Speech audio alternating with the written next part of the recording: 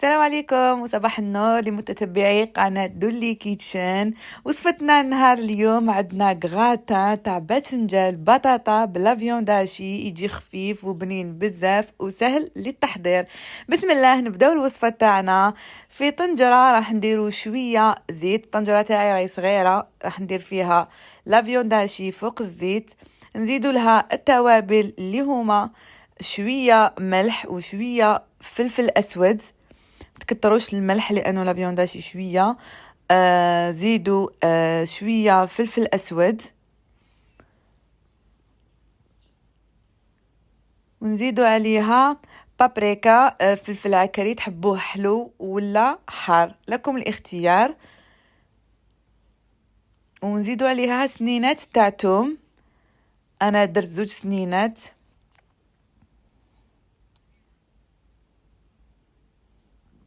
وراح نزيد نقطع لها شويه معدنوس، انا هنا درت كل شيء على ضربه.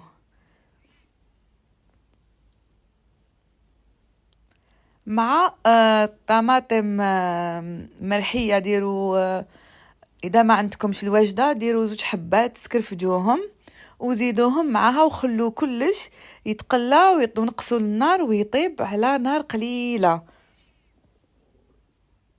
غلقت عليها، غطيت عليها وخليتها تطيب على راحتها.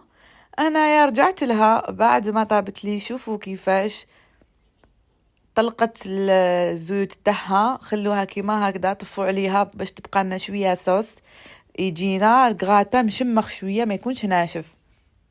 انا ما نحبش نطيب لا فيونداشي مع البصل وحده هكذاك ونزيد عليه طوماطيش يجيني ناشف، انا نحب ندير كلش على ضربه باش يطلق الليدام تاوعو لاصوص ويجينا الكغاتا مشمخ. هنايا رحت نوجد لا بيشاميل، وجدتها معاكم ديجا تما تعرفوا.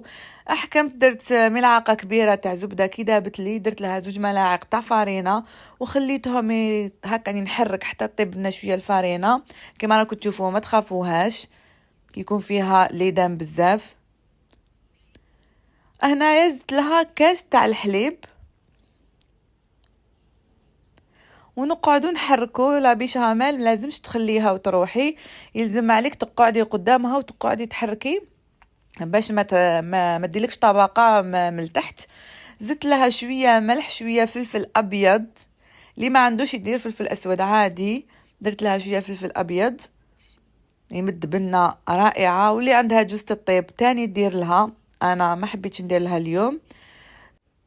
نزيدوا عليها ملعقه كبيره تاع جبن طري اللي راح يزيد لها ذوق وبنه. كي تشوفوها بدات تتقال زيدوا الجبن.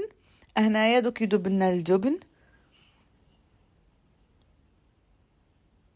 تبقاو تحركوا كيما قلت لكم بيشاميل ما لازمش تحبسوا من التحريك، ما تخلوهاش وتروحوا لانه راح يدير لكم طبقه سوداء يتحرق لكم الحليب من التحت وتولي فيها ليطاش.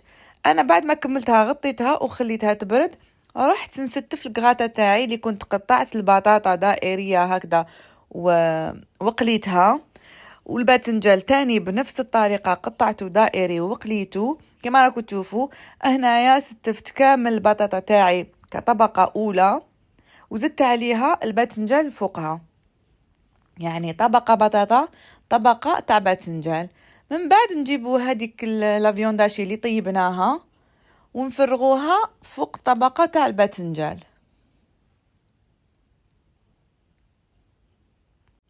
هنا بعد ما سوينا كامل لا فيونداشي تاعنا في الاطراف، نروح نديرو فوقها الباذنجان ماشي البطاطا، لانه البطاطا نديروها هي الطبقه الاخيره.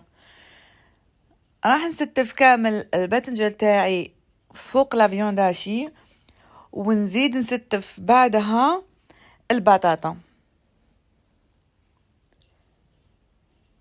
يعني طبقه طبقه وفي وسطهم لا فيونداشي. لا فيونداشي حطيتها في الوسط باش تطلق البنه على الباذنجان لانه فيها لاصوص والطوماطيش. في الاخير هذيك لا بيشاميل اللي خدمناها راح نفرغها ونساويها فوقهم فقط، ما نسحقهاش تهبط لي حتى لتحت لانه كاين لا فيونداشي ولا فيونداشي فيها لاصوص، يعني هي راح نديرها كطبقه علويه فقط. نزيدوا عليها من الفوق جبن مبشور، اي جبن مبشور تحبوا شيدار، تحبوا موتزاريلا، تحبوا اي جبن عندكم تقدروا تستعملوه، مهم يكون بنين باش يزيد البنة لا بيشاميل تاعنا. راح ندخلها للفرن، شعلت لها فقط من الفوق باش تتحمر لي وتدي لي هذا اللون كلش طايب. عندنا لا فيوندا شي طيبه، بطاطا طيبه، باذنجان طايب، خرجت لي روعه. شوفوا كيفاش جا اللون تاعها، حمرتها فقط شويه. راح نقسم لكم وتشوفوا كيفاش جات. شوفوا ما شاء الله لا بيشاميل تاعنا قعدت هكذاك طريه، ما تحرقتناش، لا صوص لداخل. شوفوا البنة ما شاء الله اهبال، جربوه وما راح تندموا. شوفوا انا راح ندوق لكم كما قلت لكم كلش فيه بنين. اصلا هذا الكغاتا كل حاجه فيه راي بنين، لا فيوندا شي بنين، البيشاميل تجي بنينه، كي نستفوهم مع بعضهم سي نورمال حتجي حاجه بنينه. فقط تكون لاصوص.